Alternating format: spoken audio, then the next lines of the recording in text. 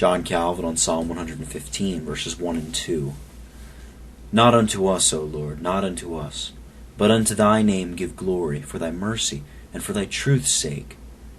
Wherefore should the heathen say, Where is now their God? Not to us, O Lord, not to us, but to your name be the glory, because of your love and faithfulness. The faithful betake themselves to God in circumstances of extreme distress. In their distress they desire to obtain consolation and support, but, finding nothing in themselves meritorious of God's favor, they call upon him to grant their requests, that his glory may be maintained.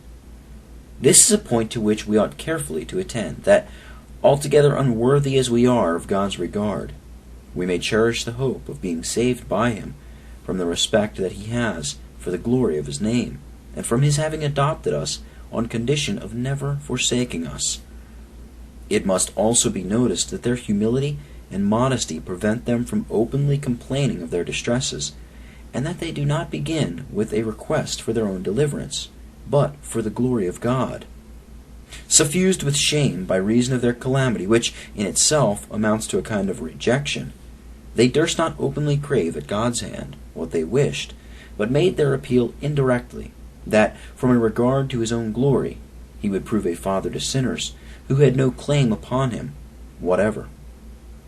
And as this formulary of prayer has once been delivered to the church, let us also, in all our approaches unto God, remember to lay aside all self-righteousness, and to place our hopes entirely on his free favor.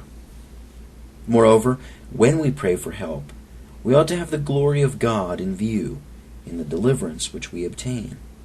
And it is most likely they adopted this form of prayer, being led to do so by the promise. For during the captivity, God had said, quote, Not for your sake, but for mine own sake will I do this, unquote. Isaiah 48, verse 11. When all other hopes fail, they acknowledge this to be their only refuge.